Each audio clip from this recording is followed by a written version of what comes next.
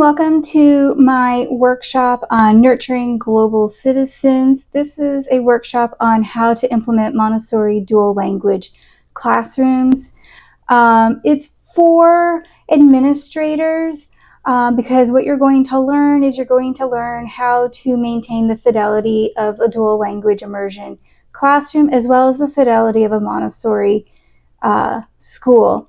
So I'm going to go through my workshop here. I'm going to cover why we're looking at dual language in a Montessori classroom, some of the challenges that we face. Our response is a clear vision and strategy, and I'll discuss that a little bit. The planes of development and language, partnering with parents, feedback and assessment, and then I'll finish it up. I do want to say that I am working on a handbook to go with this presentation that I am going to be publishing soon. I just had some feedback on the first and the second drafts. So based on the feedback, I'm just making a few minor changes to it, and then I'll go ahead and publish. So that should be available relatively soon, certainly before the end of the calendar year. If you have any questions, you can always reach out to me, info@waterfrontacademy.org. So a little bit about myself real quickly. I am the founder of Waterfront Academy. I started it in 2013, so we've been doing this for 12 years. The school is inspired a lot by my own experiences. So prior to opening up the school, I did run for school board here in Washington, D.C., noticed even more some of the concerns I had. And so this is also a direct reflection or response to my experience in that as well. Prior to running for school board, I served on a few different boards, school boards, private school, charter school, etc.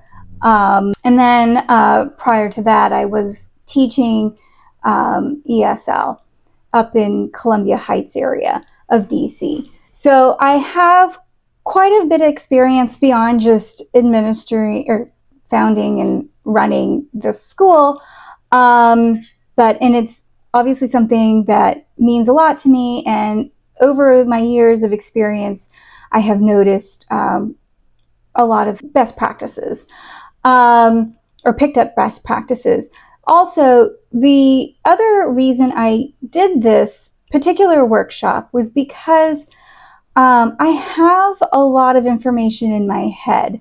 But if you're a Montessori teacher and you go and get trained as a Montessori teacher, you're only being trained in the one language, right? So if you are training in Spanish, you are learning in Spanish, and all you have are your Spanish albums, right? So if you go into a dual language program as a Spanish-speaking Montessori guide, then you don't have the tools to be successful in a dual language environment.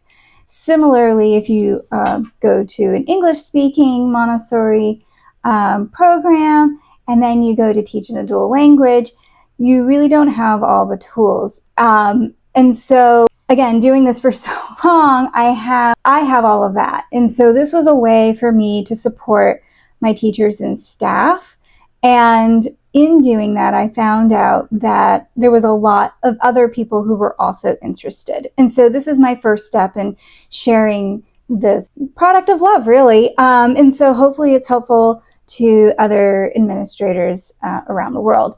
Now, Waterfront Academy specifically does Spanish and English, but this could be applied to any two languages or multiple languages. So why do we do dual language, right? Why? Well, there's a lot of cognitive benefits to it. You have delays in brain degeneration, increased executive functioning. There's academic benefits, deeper vocabulary and grammar understanding, boost in language arts, math, sciences, professional benefits. So they're only children for a short amount of time, and then they spend the rest of their time as adults. And so we want to set them up for success. So they're higher employability, better income, And then just we're humans and we live in community. And so there's benefits in having multiple languages, empathy, cultural appreciation, global consciousness. A succinct way of describing why we do it. I think that that's just the tip of the iceberg. There's so many reasons to do a dual language program. And I'm sure that you have your own reasons that are beyond what I just described here. Some of the challenges that we face in Washington, D.C., right? I can only speak to Washington, D.C., but in other areas of the world, you're going to face the same challenges. But in Washington, D.C., our whole neighborhood community predominantly speaks English. But if you were, let's say, in Spain and you were having this a dual language program, predominantly everybody would be speaking in Spanish, right? And so English would be the target language. Here, the target language is Spanish, but everybody speaks English. And so the children come in, and I should describe, our children are ages 3 through 14. We don't have a full adolescence. We don't go to 15 because there's high schools here in Washington, D.C., so we want to make sure that they can get into those high schools. So if we kept them an extra year, it'd be hard for them to get into those high schools. So we only go to 14. So I just wanted to make that clear. But the children, even at 3, they're coming in with their own experiences in their own homes and community. So they come in predominantly only speaking English. And so they only want to use English because there is a lot of inertia there, okay? And so everybody speaks in English. And so the teachers, they get a little frustrated. They're doing a lot of things at the same time. And so they start transitioning to speaking English instead of Spanish because it's easier. And I understand it, and I understand that, but I also understand that if you're in a dual language classroom, you have to make things better easier towards the mission. Okay.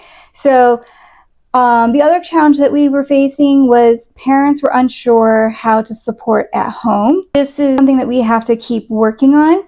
And so we've already have started implementing a lot of these things. Same thing with the teachers using too much English, all of these challenges.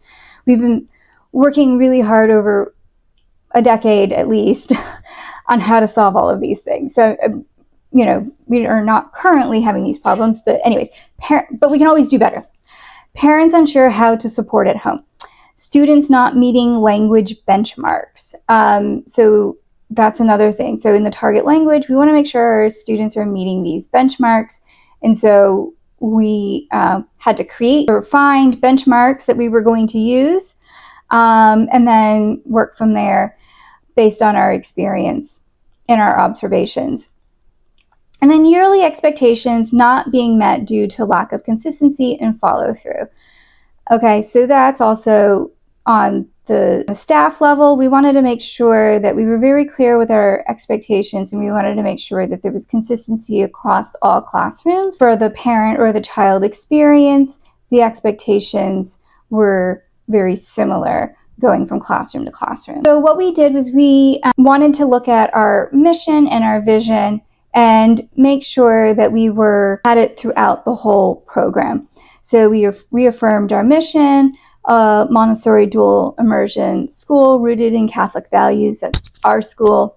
Identified need for structured manual and consistent feedback, which is what I created, that I will be publishing shortly.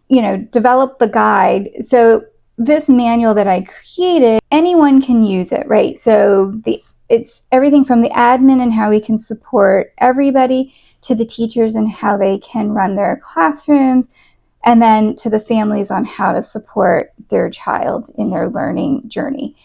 So everybody, the whole community is involved in this, as it should be. So when I attacked the huge endeavor, we are a Montessori school. And so in order to, again, ensure the fidelity of a Montessori program, I had to go back to the basics, right? The basics, Dr. Montessori's basics, which I would say arguably is the planes of development. And also what we know about language learning. So the reason I did this is because what is going to work in the primary classroom, ages 3 through 6, are not going to work in the elementary classroom. And what works in the early adolescence classroom is not going to work in the primary classroom. The children are different and they're learning differently. And so we need to make sure that we are meeting them where they are, so we're setting them up for success. So as you know, with the primary students, the children under age 6, so you could even, if you had a toddler program, I would say similar to the primary program, but also I would kind of look at the primary students and what their needs are and the staff's needs are, or how you can support the staff, etc. But the primary, so children under the age of 6, they are in the absorbent mind phase, right? And when you're looking specifically at the 3 to 6, there is a sensitive period for language. And so we really want to make sure that we're targeting those things. When it comes to the elementary students, we've got a reasoning mind. They're curious, they're logical, they're social. So we're going to take advantage of those things when we are looking at our dual language learning. And then for early adolescence, kinder, there's a lot of big physical and emotional changes. And so we need to be cognizant of that when we put together our expectations and then they're also very interested in community and social justice. So we're going to look at those things in the early adolescence. So I just wanted to really clearly, so you understand where a lot of this comes from. So the other really important thing is partnering with our parents. We have the children for a significant amount of time each week. That's a given. But their parents are their first educators. And if the parents aren't participating and collaborating and supporting their child in this education, it just makes the hill a mountain. It just makes it that much harder than it has to be, or that it can be. And so making sure that the parents are participating and supporting and partnering with them is really important. And so in fact, what I do with my teaching, with my staff, is I talk about parent engagement. So we do have a day where we talk about dual language and how we can implement it in all of our classrooms. But I also have separately a parent engagement workshop with expectations on that of the teachers to engage the parents, because it is critical. I think it's critical anyways, but it really does make the Spanish or the second language or the target language easier if we have that help from the parents. So I do think that is critical. And I will go ahead and, for everybody, put together a workshop on parent engagement so you can see what we're doing on that as well. Feedback and assessments. So this is really important. So we could put together the best plan with goals in mind, but if we're not holding ourselves accountable, then it's all for naught. And so we do already, and we will continue. And after this exercise, there's a little bit of fine tuning I'm going to do, but we do a lot of feedback and assessment. We have several forums. We have parent surveys. Those surveys go out twice a year, once in the fall and once in the spring. We also have classroom observations that I do 3 times a year. And then the teachers are also observing the children, and we're putting together those progress metrics that already exist. We are evaluating through observation of the children, and we are showing their progress. And we haven't done it yet, but we are going to start doing that this school year. And so we can communicate not theoretically, but in actuality, how their children are doing on the language acquisition. And so we will be doing those 3 times a year to coincide with our conference reports that we send out 3 times a year. And then we have our weekly parent emails. As a school, we send out our emails that they're just general, they're school-wide. We send out our parent emails.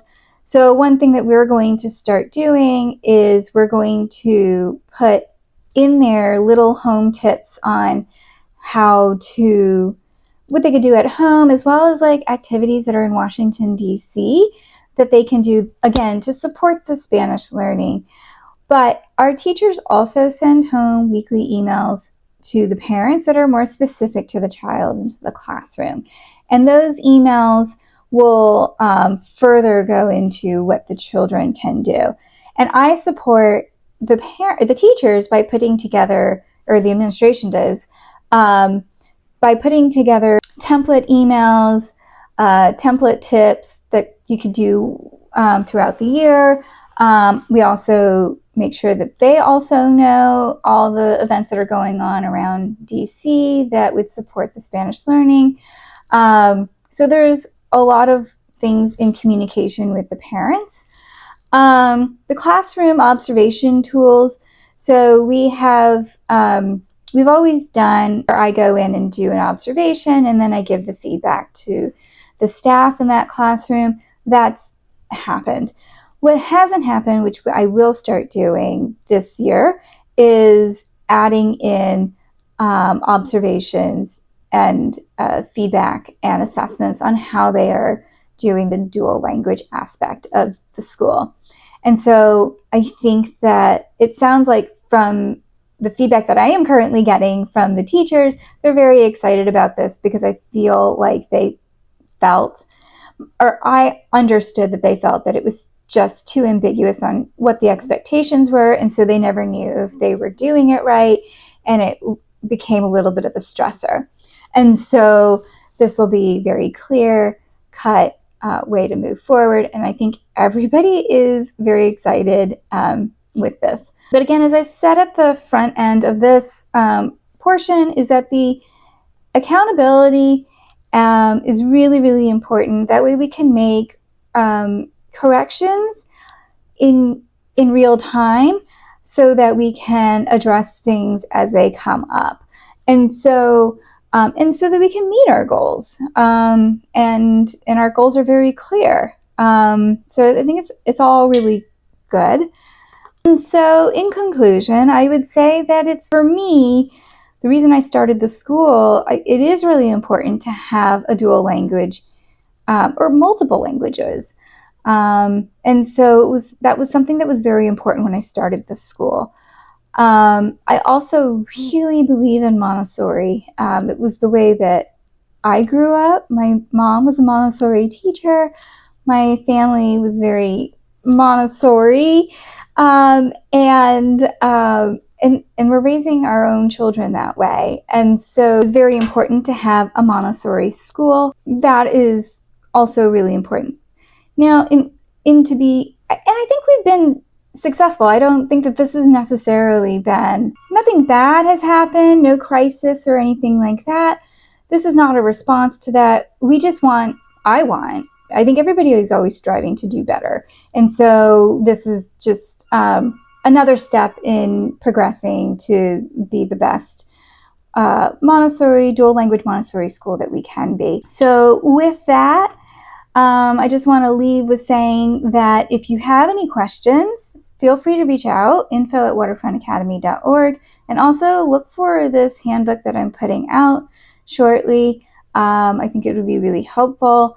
Also, I'll be putting out, as I mentioned, another workshop on doing parent engagement, which you might be interested in, to promote parent engagement in your school. That'll be my next workshop I put together. Yeah, and then if there's anything any other workshop that you would find interesting, please let me know. I think that would be really great because I love doing these. Another thing that we're looking at doing, just so you have it on your mind, is that I'm going to start doing some interviews with other Montessorians and education leaders, and I'm really excited about this, and parents. So I've already put together a little bit of a list of people that I'm going to do these interviews with. So we'll see how they go. I'm really excited about it. Anyways, look forward to our next workshop, and I will see you then. Thank you.